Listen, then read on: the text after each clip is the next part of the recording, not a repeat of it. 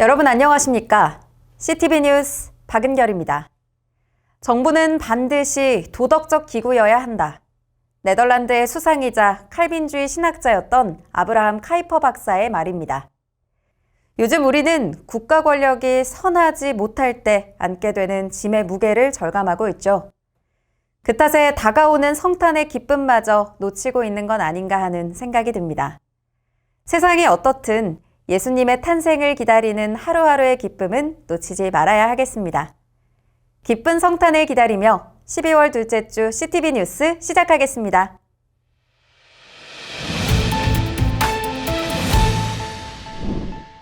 총회장 김종영 목사가 지난 5일 한국교회 최대 연합기관인 한국교회 총연합의 대표회장에 취임했죠. 이번 주에는 취임감사 예배를 통해 본격적인 활동을 알리기도 했는데요. 이에 앞서 가진 기독신문과의 대담에서 한교총 대표회장으로서의 입장과 구체적인 사역 계획을 밝혔습니다. 정원희 기자가 보도합니다. 한국교회 총연합이 제8대 대표회장 김종영 목사 취임 감사 예배를 가졌습니다. 예장합동총회는 4년 만에 한교총 대표회장을 배출해 큰 관심을 보이고 있습니다. 김종영 목사님이 대표회장 된 것은 울산 전체가 축하할 일이고 한교총 연합회에서 대한민국의 이 고통과 눈물을 쓸어내는 역할을 감당할 수 있기를 축복합니다. 현 시국에 대한 한교총의 역할을 기대하는 제언도 이어졌습니다. 이 나라 대한민국이 마치 풍전등화와 같은 역사적 위기의 순간에 서 있습니다. 이런 때에 한교총을 앞장서서 섬기는 김종영 목사님, 하나님이 주시는 그 지혜와 영역으로 한교총을 잘 이끌어 주시기를 바랍니다. 김종영 목사는 한교총 대표회장으로서 한국교회의 회복과 부흥을 위해 노력하겠다며 인사말을 전했습니다. 굉장히 많은 염려가 있고 걱정이 있고 흔들림이 있을 때 그 모든 것을 돌파한 믿음의 선배들을 보면 한결같이 하나님 앞에 기도로 문을 열었고 하나님의 역사를 이루어 오신 것을 볼 수가 있습니다. 우리 한국교회가 회복을 넘어 부흥으로 나아가는 일에 다시 한번 하나님 앞에 쓰임받도록 최선을 다하겠습니다. 기독신문은 총회장 김종영 목사의 한교총 대표회장 취임식 후 특별 대담을 진행했습니다. 김 대표회장은 취임사에서 밝힌 한교총 5대 비전과 향후 중점 사역을 설명했습니다.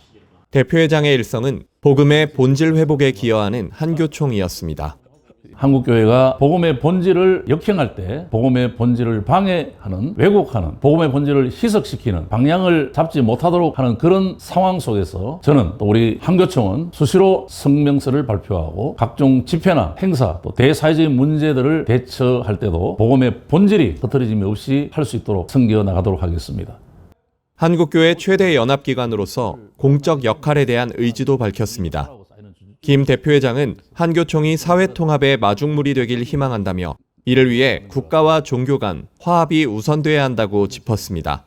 지금까지 한국교회가 정교 분리의 근본 취지를 남용하는 경우도 있었고 국가 역시 종교의 자율성과 특성을 인정하지 않은 때도 있었습니다. 그런 불균으로 인해 코로나 시대에는 한국교회에 큰 혼란이 있었고 종교의 자유가 제한을 받았고 예배를 위한 모임까지 제한되는 경우가 있었습니다. 대한민국의 통합과 화합은 종교와 또 국가 간의 화합이 선결되어야 하고 그리고 나서 정치적, 사회적, 문화적, 이념적 그리고 통합과 화합이 이어져야 된다고 봅니다.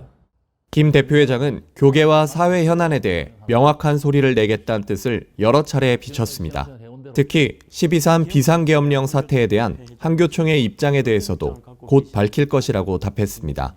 국가 비상계엄령 사태를 지켜보는 한국교회의 입장은 어느 정파를 지지하는 입장을 배제하고 교회의 선지자적 기능을 다하면서 동시에 국가의 안전과 화합을 촉구하고 권력 남용을 방지하고 공정한 사회를 보장하는 법치주의 정착, 자유와 평화의 가치가 실현되고 국민 주권이 구현되는 국가 통치가 이루어지도록 촉구해야 된다. 그렇게 생각을 합니다. 김종혁 대표회장은 한교총 수장으로서 교회와 사회의 좌표를 제시하는 역할과 함께 소외이웃, 저출산, 기후환경 등 돌봄과 대안적 활동에도 역할을 다하겠다고 밝혔습니다. CTV 뉴스 정원입니다. 요즘처럼 추운 날 힘든 시간을 보내는 이들은 국방의 의무를 다하고 있는 군장병들일 텐데요. 이들을 위해 총회 군선교회와 군선교부가 따뜻한 선물을 준비했습니다. 사랑의 온차와 손난로입니다. 그 훈훈한 현장을 현성혁 기자가 소개합니다. 올해도 어김없이 총회 군선교 관계자들은 따뜻한 선물을 준비했습니다. 총회회관 앞에 쌓인 박스 속에는 국군 장병들을 위한 온차와 손난로가 가득합니다. 사랑의 온차 전달식은 90년대부터 계속된 교단의 대표적인 군선교 사업입니다. 군선교회와 군선교부는 온차 80상자와 손난로 1만 2천 개를 국방부와 전후방 부대에서 사역 중인 군용 목사들에게 전달했습니다. 성탄절을 전후해서 육해공군 또 해병대까지 전국 곳곳에 전달이 될 것입니다. 이를 통해서 우리 장병들이 예수 그리스도의 사랑을 전해받고 또 주님께 돌아오는 그런 은혜의 역사와 열매가 있기를 기대하고요. 이를 위해서 협조해 주신 모든 분들, 기도해 주신 분들께 감사드립니다. 감사합니다. 홍성현 목사의 설교 제목처럼 사랑의 온차 전달은 착한 일입니다. 연말 연시 춥고 외로운 시절에 전해지는 훈훈한 온정의 선물이기 때문입니다. 이렇게 점점 날씨가 추워지면서 봉사들의 몸도 마음도 점점 더 쌀쌀해지는데 정말 이렇게 사랑의 온차와 또 손난로를 배부함으로써 교회가 나한테 이렇게까지 해주는구나 그렇게 정말 더 많이 느끼면서 또 그리스도의 사랑을 체험하는 것 같습니다. 앞으로도 이런 군 장병들을 향한 그런 손길들이 많아져서 군 선교가 더 부흥했으면 좋겠습니다. 사랑의 온차와 손난로는 올겨울 전국의 국군 장병들에게 가장 따뜻한 성탄 선물이 될 것으로 보입니다. CTV 뉴스 현성혁입니다.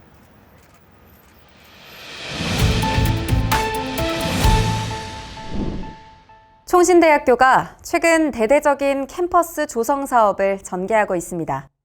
제네바 프로젝트라 불릴 만큼 총신의 미래가 담긴 프로젝트라 할 수 있는데요. 그중 총신대 사당 캠퍼스의 기숙사 건축은 매우 시급한 상황입니다. 기숙사의 열악한 모습을 CTV가 직접 확인해봤습니다. 박민균 기자가 보도합니다. 3.3평 총신대 기숙사 방의 크기입니다. 문을 열자 퀴퀴한 냄새가 코를 찌릅니다.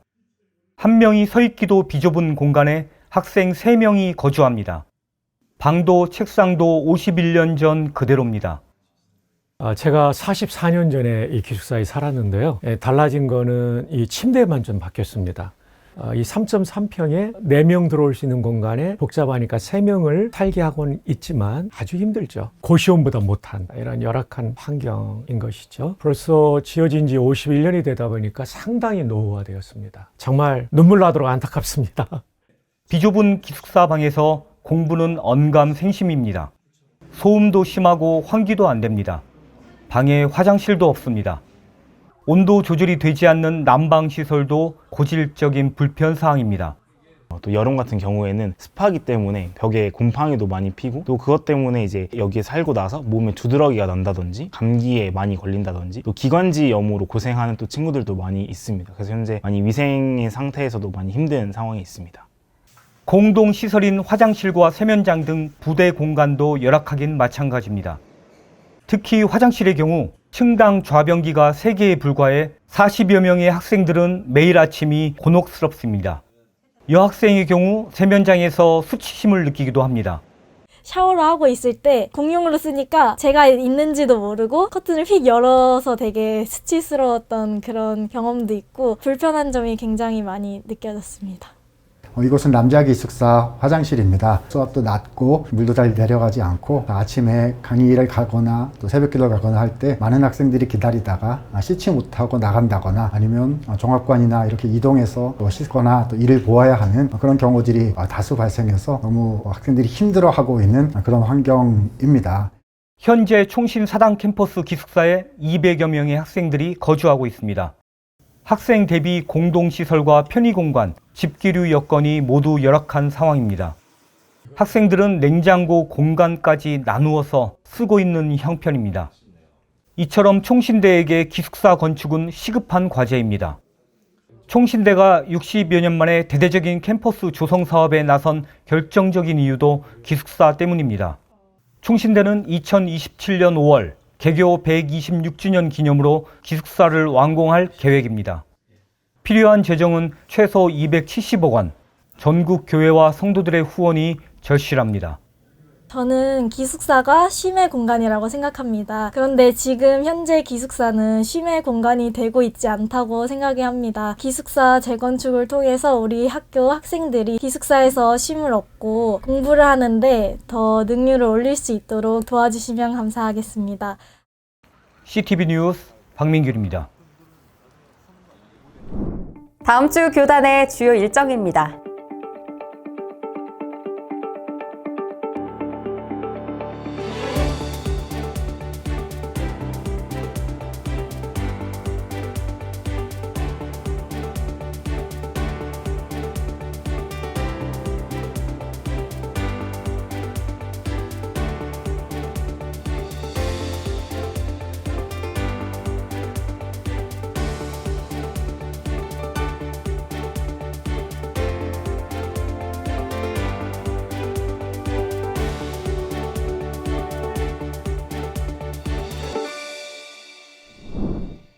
지난주에 이어 오늘도 대통령 탄핵 상정과 투표를 앞두고 있습니다. 이번 주말엔 여당 국회의원들이 과연 어떤 결정을 내릴까요? 당론에 매이기보다 스스로가 독립된 헌법기관임을 깊이 인식하고 국민 앞에서 소신 있는 판단을 내릴 수 있기를 한 번 더 기대해 보겠습니다. 이상으로 CTV 뉴스를 마칩니다. 다음 주에는 더 반가운 소식으로 돌아오겠습니다. 더 많은 소식을 보기 원하는 분들은 구독과 알림 설정 부탁드리겠습니다. 고맙습니다.